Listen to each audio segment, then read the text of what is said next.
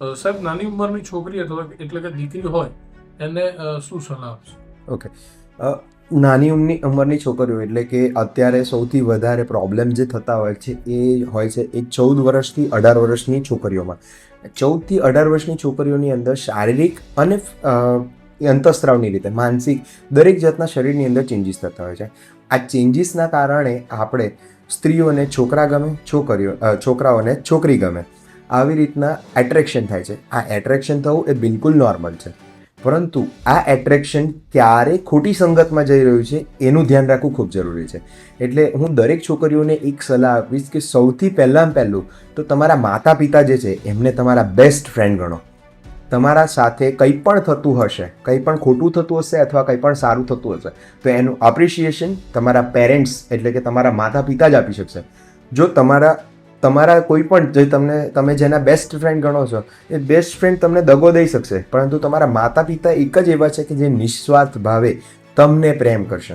હા, માતા પિતાને તમે કોઈ વસ્તુ કહેશો તે વખતે ગુસ્સે થઈ જશે, તમને 2 થપ્પડ મારી દેશે, પરંતુ જો તમે કોઈ પ્રોબ્લેમમાં હશો તો તમને બહાર કાઢવા માટે ફક્ત અને ફક્ત તમારા માતા પિતા આવશે.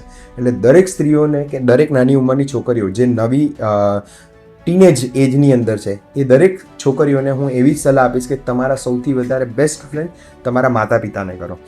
આ ટીનેજ એજની અંદર તમારા શરીરની અંદર શું ચેન્જીસ થાય છે, તમને માસિક આવવાની શરૂઆત થાય છે, તમારા શરીરની અંદર ફેરફાર થાય છે, તમારા ફેસ ઉપર સારા ગ્લો આવવાનો શરૂ થાય છે, તમને પિમ્પલ્સ આવવાના શરૂ થાય છે. આ બધી જ વસ્તુ નોર્મલ છે, પરંતુ જ્યારે તમને માસિક આવવાની શરૂઆત થાય છે ત્યારે ઘણી બધી છોકરીઓને એમના પેરેન્ટ્સ જે અફોર્ડ નથી કરી શકતા, જેના કારણે કપડું યુઝ કરવા માટેનું કહે છે, તો હું એ દરેક છોકરીઓને કહીશ કે ના, પેડનો યુઝ કરો, કપડાનો યુઝ કરશો નહીં. પેડ જે છે એ પેડના કારણે તમારી નીચેની જગ્યાની ચોખ્ખાઈ વધારે રહેશે, હાઇજેનિક વધારે રહેશે, અને જેના કારણે તમને કોઈ મોટા રોગોમાંથી બચી શકાશે. જો તમે અફોર્ડ કરી શકતા હોય તો ગર્ભાશયના કેન્સર માટેની વેક્સિન જે આવે છે એ તમારે પહેલાં લેવી જોઈએ. એ જો તમે અફોર્ડ કરી શકતા હોય તો, અને ન કરી શકતા હોય તો ન લેશો તો પણ ચાલશે, પરંતુ લેવી જોઈએ, જે વસ્તુથી આપણને કેન્સરથી બચી શકાય છે. ભારત દેશની અંદર ગર્ભાશયનું કેન્સર જે છે એ સૌથી વધારે પ્રમાણમાં થતું હોય છે. સ્ત્રીઓમાં થતા કેન્સરની અંદર નંબર 1 નામ પર આવતું ગર્ભાશયનું કેન્સર છે, જેનાથી બચવા માટેની ભારત દેશની અંદર હવે વેક્સિન્સ અવેલેબલ છે, અને જેનો ઉપયોગ કરવાથી કેન્સરમાંથી બચી શકાય છે. 100% નથી બચી શકાતું, પરંતુ 100% કહી શકાય કે ઘણા બધા પ્રમાણની અંદર આ વેક્સિન લીધા પછી સ્ત્રીઓને ગર્ભાશયનું કેન્સર થવાના રિસ્ક જે છે ઓછું થઈ જતું હોય છે.